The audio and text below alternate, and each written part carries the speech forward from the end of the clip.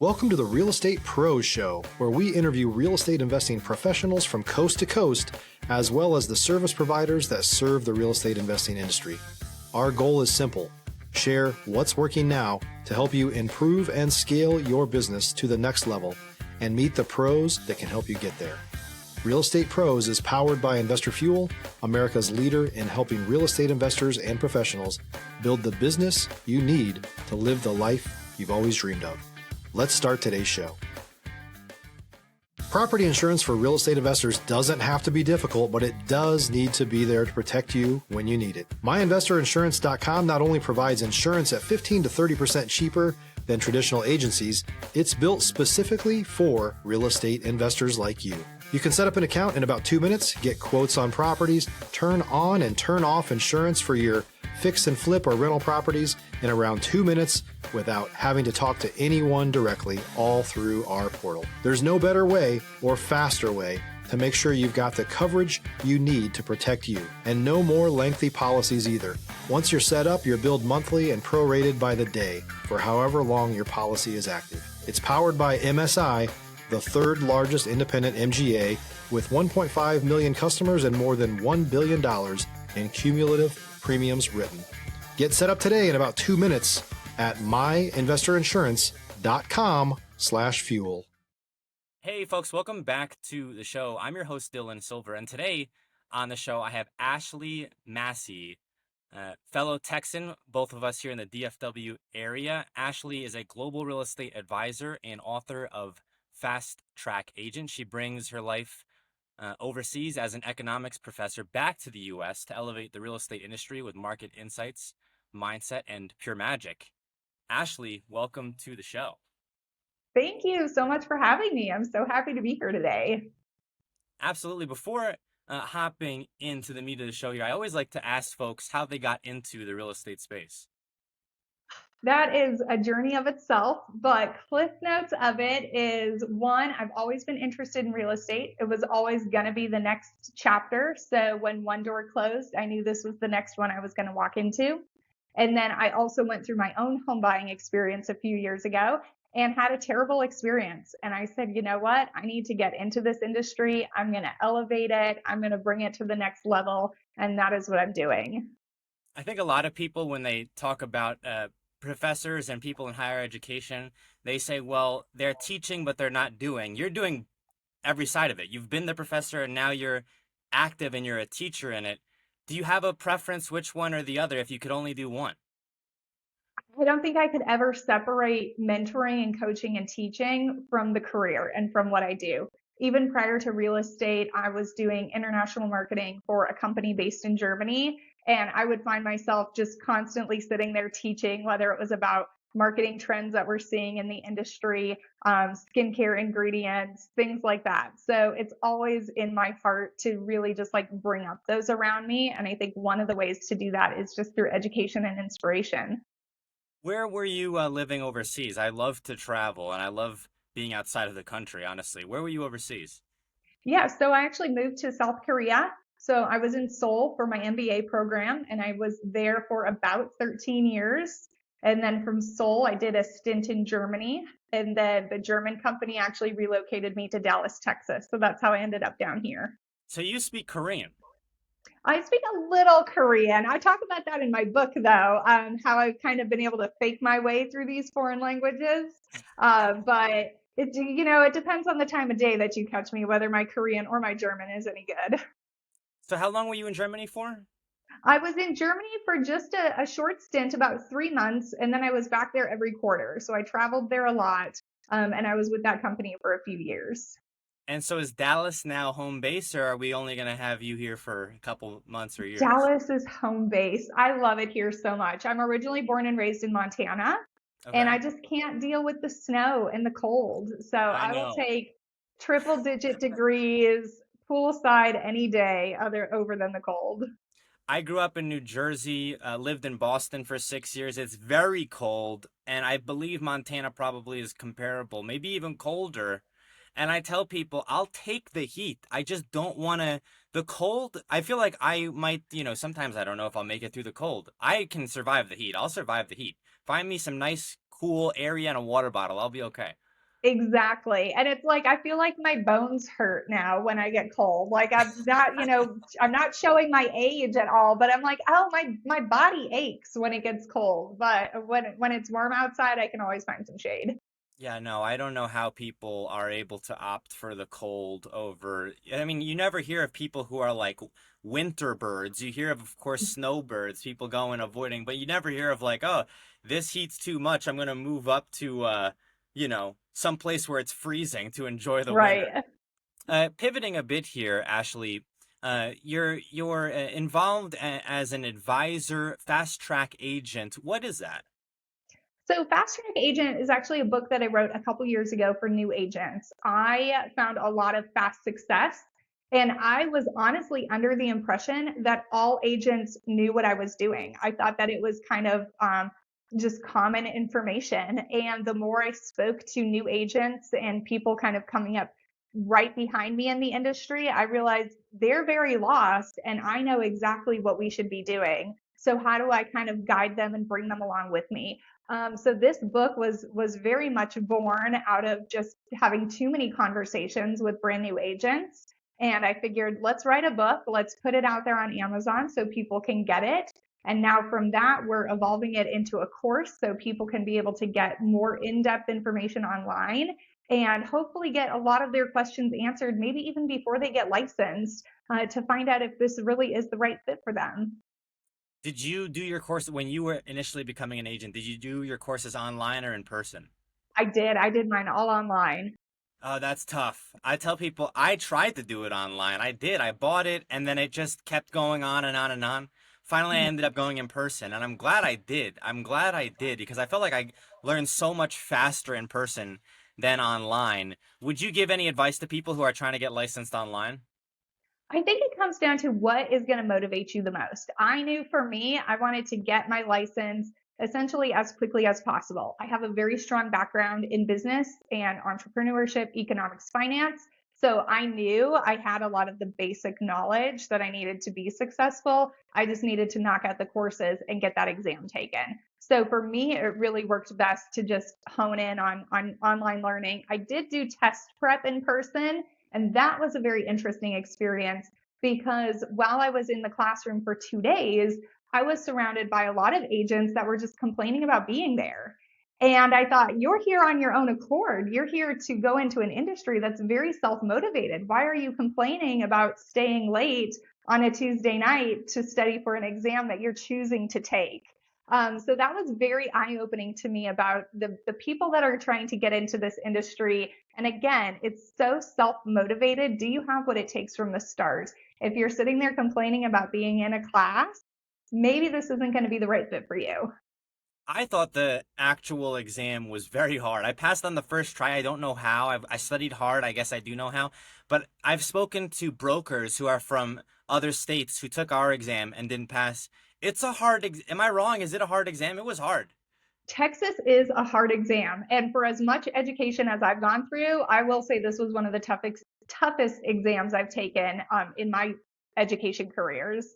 And I've heard that Texas does have one of the most difficult training courses as well, with the hours that we have to do to be able to get licensed. I am also licensed in Oklahoma.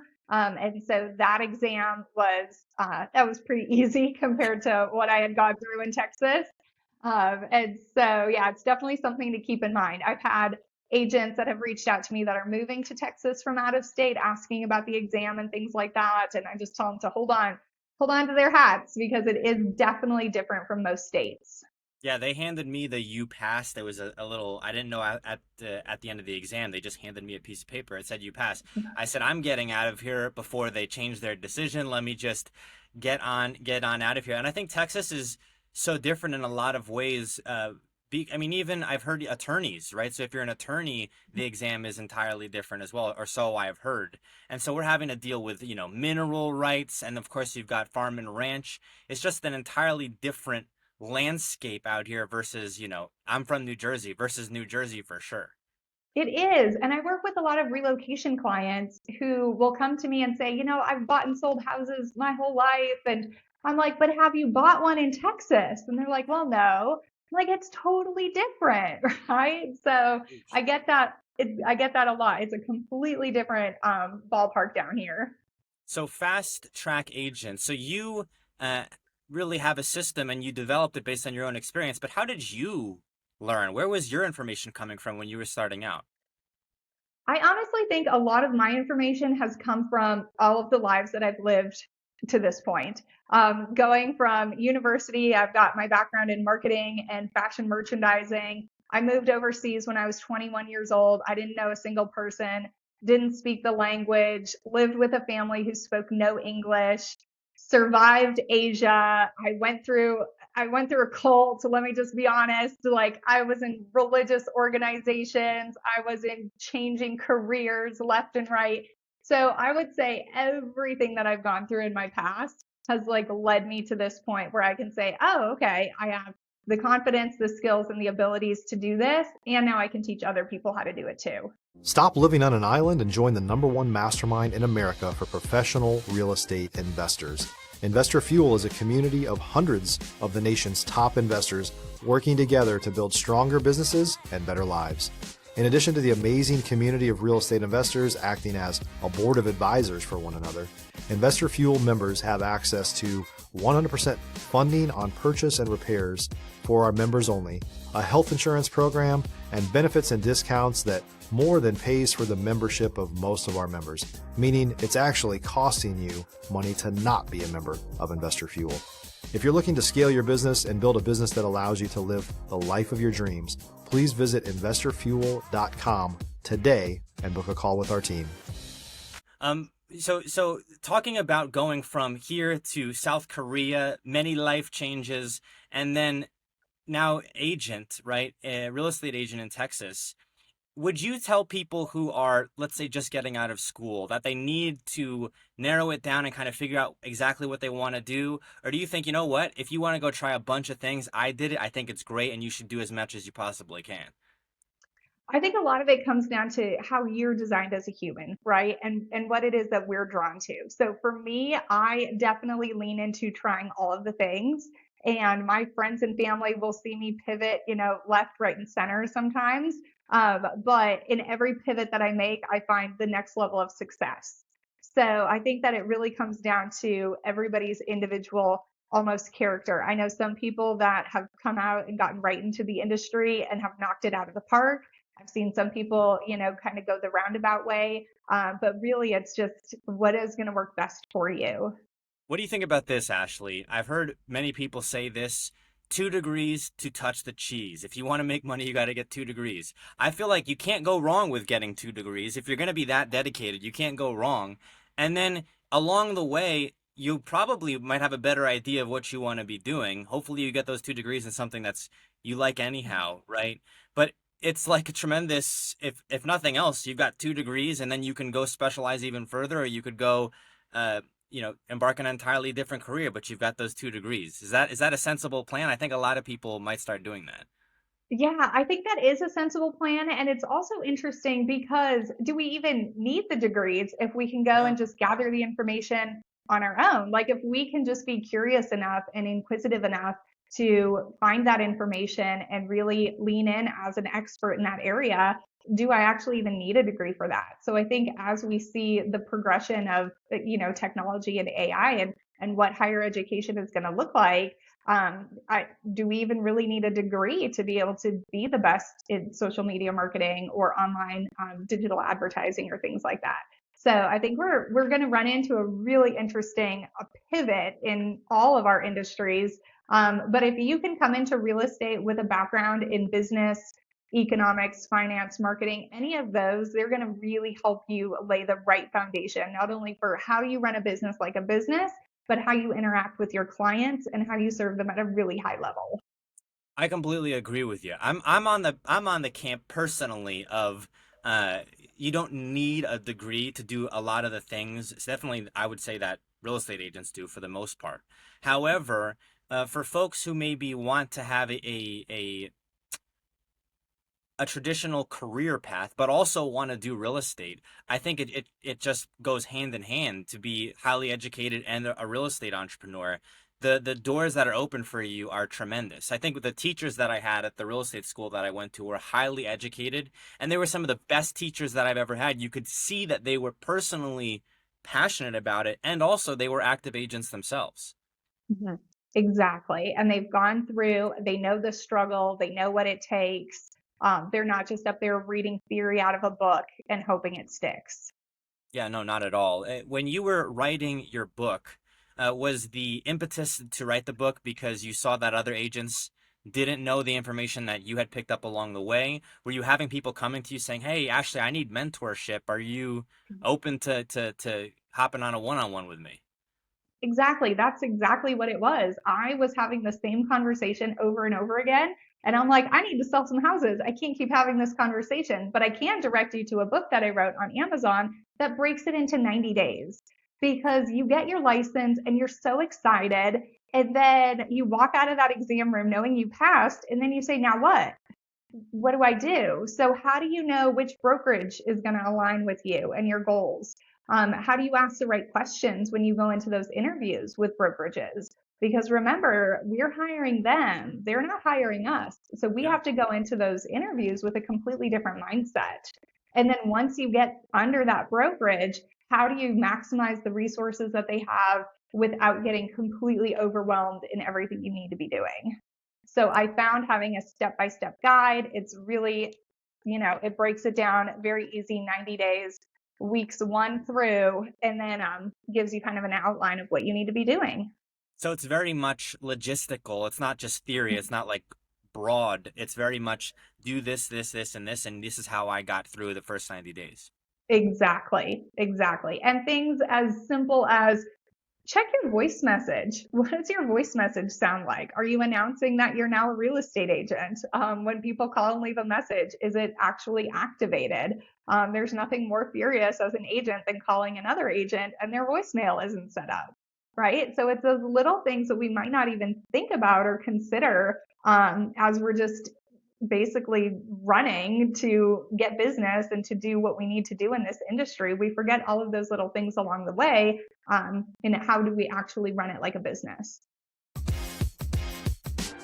If you're looking for consistent, high-quality leads, look no further than Investor Machine. Investor Machine isn't just another agency, it's the most sophisticated, data-driven lead generation company on the planet for real estate investors, and serves the role of being not just a lead generator for your business, but a marketing partner that is helping you achieve your goals along the way.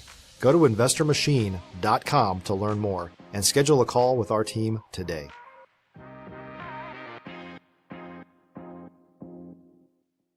So I walk through agents through everything that they need to do from figuring out if their voicemails are set up so that when people call them, they're able to actually leave a message, that they have their brokerage information, walking them through cleaning up their social medias, because you want to make sure that people are ready to see your face in your new industry and what you do.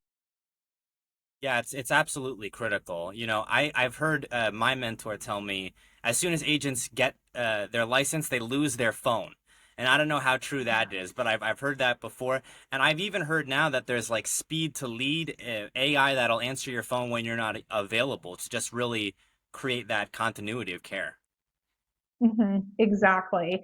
And again, it's just, picking up your phone, answering messages, being available, having healthy boundaries around that. Of course, we all have family and things like that, but I really understand, when it's urgent and when it's, something can wait until morning. So between being an agent, between your background as a professor of economics, you have the book, right? How do you balance all of these areas? And are you right now just doing real estate, or are you involved in education at a higher level to this day? So right now, when I got licensed, I jumped in feet first full time from day one. And so it's been great. I got my book launched in 23. It's already been almost 2 years, which is crazy to think about.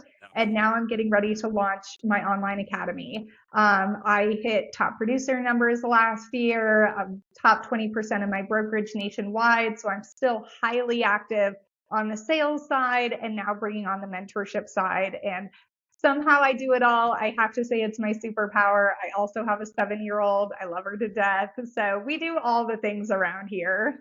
Do you have advice to people who want to be doing many things? You're successful doing it. I don't know that I could be. Do you have advice to folks who would like to wear many hats? Eliminate any excuse. I could sit all day long and come up with 1,000 reasons why I don't have the time, or I don't have the ability, or I don't have this or that. If you can eliminate all of those excuses and really take a look in the mirror on the personal responsibility of your life, you can accomplish so much. And so I think that's my biggest piece of advice. If I know the life I want to create and I know I'm responsible in creating that, I have no one else to look to but myself. When I think of my day, and I have this podcast, I'm also an agent, I'm also in engineering school outside of here. I tell people if it's not on my Google Calendar, I have no idea if it's happening. I don't know if it exists. It could be a very important thing to me. It could be, someone's birthday, it could be a big event. If it's not on the Google Calendar, I'm gonna forget about it. My life is Mhm. dependent on what it says day to day in my Google Calendar. Do you have a similar system for staying organized? Absolutely. I have my Google Calendar. It is locked and loaded.